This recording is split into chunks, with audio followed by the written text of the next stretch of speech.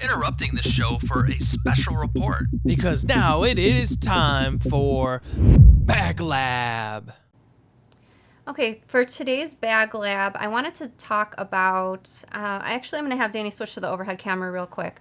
I wanted to talk about how to finish a zipper, the front end of the zipper. Here's an example. This is a dogwood pouch. As you can see, the front of the zipper doesn't have a fabric zipper tab, and the end of the zipper does. So over the years, I finished this front end of the zipper a few different ways. I think starting with the dogwood pouch, just because it was part of the tester feedback, started finishing it in a new to me way, and I really liked.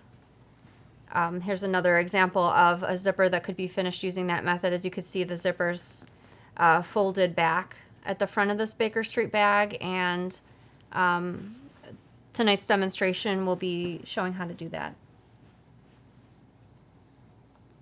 Okay, so you need your zipper. I've got my zipper. I'm using a zipper by the yard, so it's got the cut ends. And if you're using a store-bought zipper, that's completely fine. Actually, I'm going to have Danny zoom in. Danny, can you zoom in one step? Awesome, thank you. Okay, so we're going to be focusing on the area where the zipper head will be when the zipper's closed. So that's this end over here. So I'm going to take out my ruler. And I'm going to be marking, let me just straighten off that cut end. We're going to be marking a 1/2 inch away from this cut end, and then also 1 inch away from the cut end. So I'm going to mark on both halves of the zipper 1/2 inch and then 1 inch.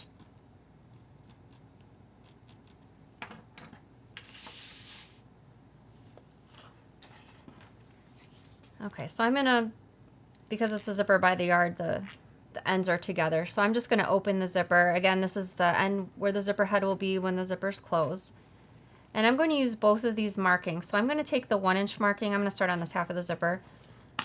I'm going to take the 1 inch marking and I'm just going to pinch it with my fingers like that, just right directly on top of the line. And then I'm going to move the marking so that the side edge of the zipper tape hits that first marking, which was the 1/2 inch marking. All right, let me get this pinned in place and then I'll show you, try to move my fingers out of the way and show you what it looks like.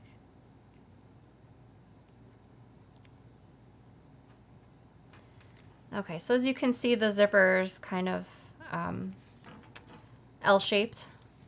And we're going to do the same thing on the other side. So again, we're going to pinch at the 1 inch line and then bring the side of the zipper tape so that it touches that 1/2 inch line.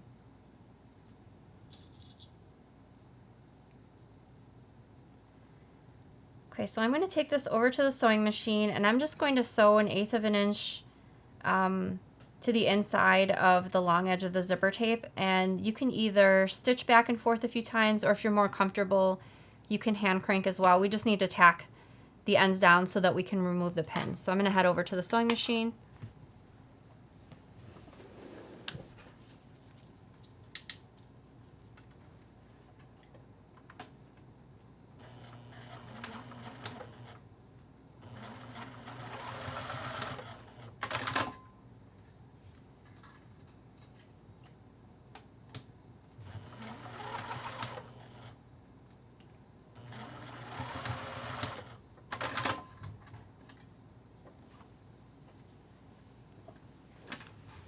Okay, so that's what that zipper will look like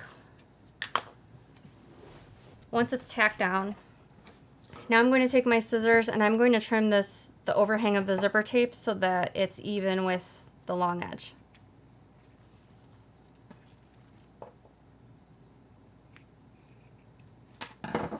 Okay, so that's what it should look like so far.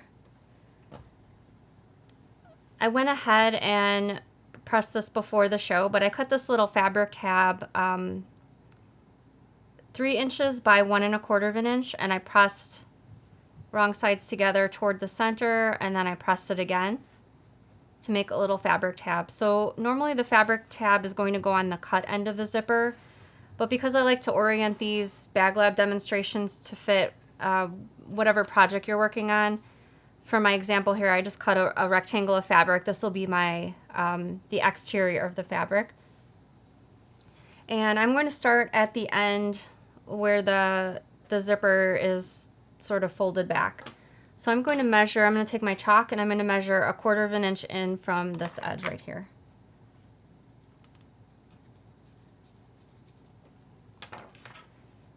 Okay, I'm going to flip the zipper so that was there a question, Danny, or? No? Okay. Joyce said, I've always struggled with this type of zipper. This makes it look so easy. Yeah, I really like this technique. It's not difficult to put together. So I'm going to flip the zipper face down, and I'm temporarily just going to pin it on this end at the 1/4 inch line. And just because we're going to unpin this in a second, I'm not going to pin the whole thing, but I am going to flatten it and pin somewhere near the center. Okay, so when you get to this end of the zipper, we're going to trim the zipper to within 1/2 inch of the end of the fabric on this end. So 1/2 inch of the fabric away from the end will be right here, and then I'm also going to transfer that to the zipper tape.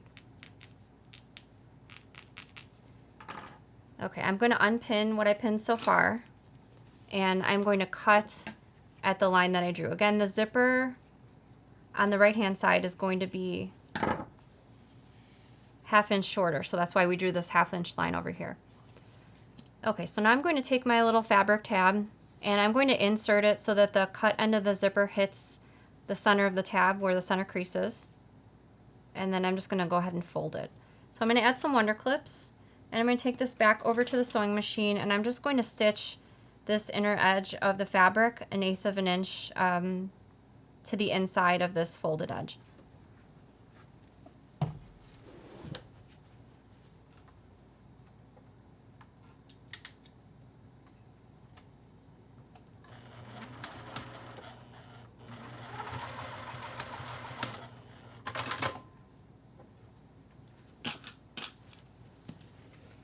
Okay, so this is what the zipper will look like so far with the folded ends and the zipper tab attached.